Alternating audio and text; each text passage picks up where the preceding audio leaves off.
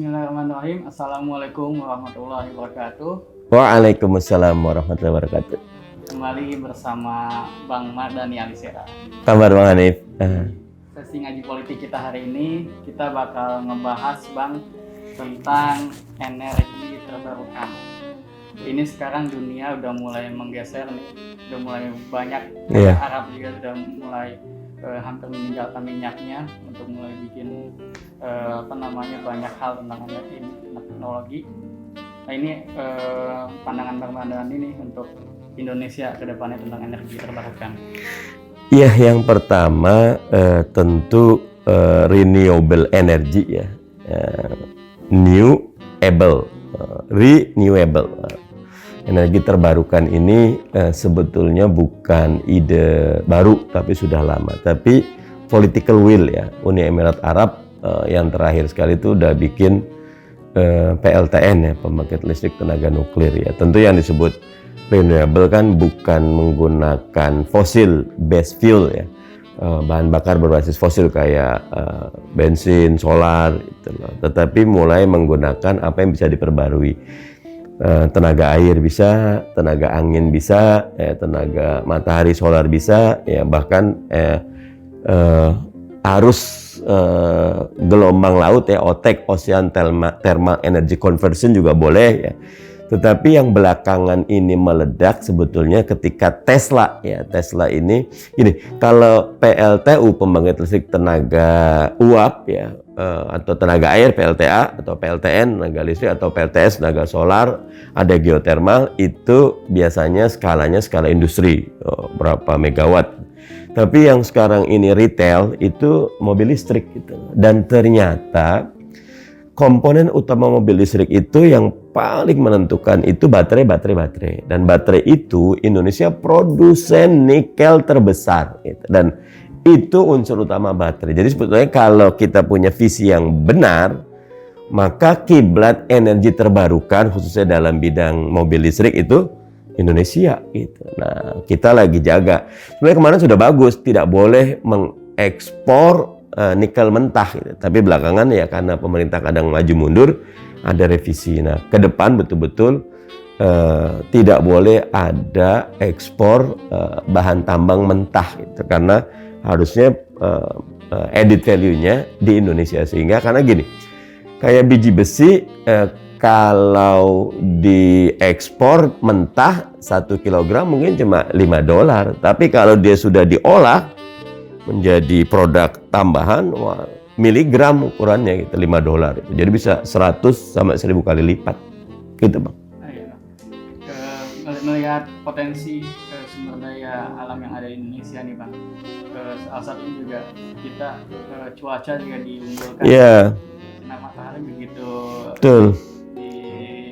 Di negara kita itu dibanding negara-negara lain yang sinar matahari tidak langsung ini tidak banyak itu, tapi tetap bisa ini kita gimana Bang memandang? Yang paling penting regulasi ya, membolehkan semua orang menjadi pengusaha energi terbarukan dan pemerintah mendukung.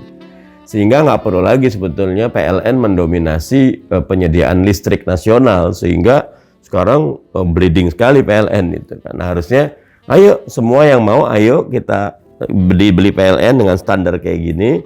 Kalau perlu ada proposal startupnya gitu loh. Karena itu tadi, kita negara kepulauan, kita letaknya di Katulistiwa, 12 jam selalu kena matahari gitu loh.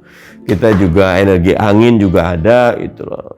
Berbagai macam, bahasanya kita ini surga buat energi terbarukan, tinggal political will-nya saja. Terus harapan Bang Mardhani ini untuk pemerintah pada ilmuwan kita nih seperti apa?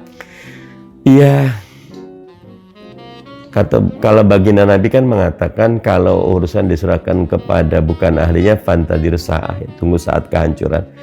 Sebetulnya Dewan Energi Nasional kita bagus ya. Kita juga punya roadmap energi terbarukan sudah ada, tapi ketika eksekusi, karena yang dipilih menjadi penanggung jawab menteri dalam hal ini, dirjen dalam hal ini, ataupun pelaku-pelaku usahanya itu visinya jangka pendek. Kalau jangka pendek memang enakan pakai energi fosil, cepat, murah.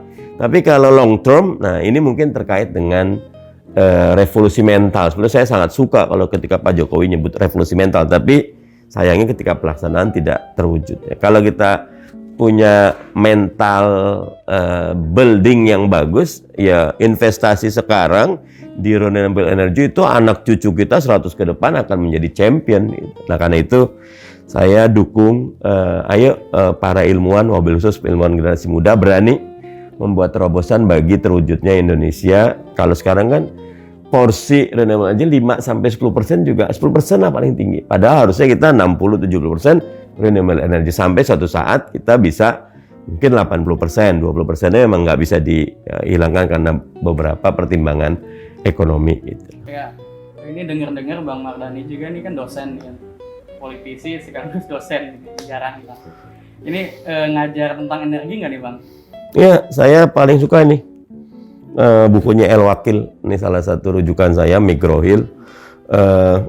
Di sini dijelasin energi solar, energi angin, energi geothermal, bahkan tadi ocean thermal energy conversion, PLTN, pembangkit tenaga nuklir, ya tentu yang ada turbin juga, ya yang tenaga uap juga. Intinya adalah bagaimana power plant teknologi tentang pembangkit, ya. Karena kalau Indonesia mau maju, dia harus punya certain amount power plant yang bukan cuma ekonomis, tapi juga tidak merusak lingkungan. Dan di sini Indonesia sangat perlu sekali cost of energy yang rendah. Kita termasuk tinggi cost of energinya.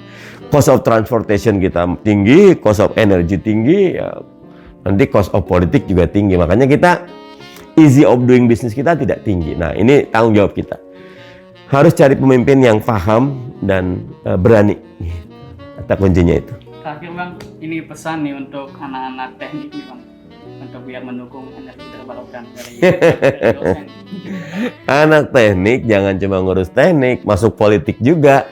Karena semua pengetahuan teknik kita kalau nggak ada political will, dia cuma ada di buku. Tapi kalau kita punya kekuasaan, political will ada, maka kita bisa mewujudkan Indonesia yang ramah lingkungan, energinya terbarukan dan sekaligus efisien. Dan itu sumbangsi besar anak-anak teknik buat memajukan Indonesia.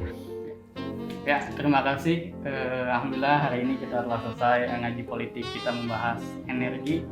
Jangan lupa teman-teman follow dan subscribe channel YouTube Bang Mardhani Alisera, dan pastikan terus episode-episode selanjutnya di ngaji politik kita. Sekian Bang, terima kasih atas waktunya. Wassalamualaikum warahmatullahi wabarakatuh.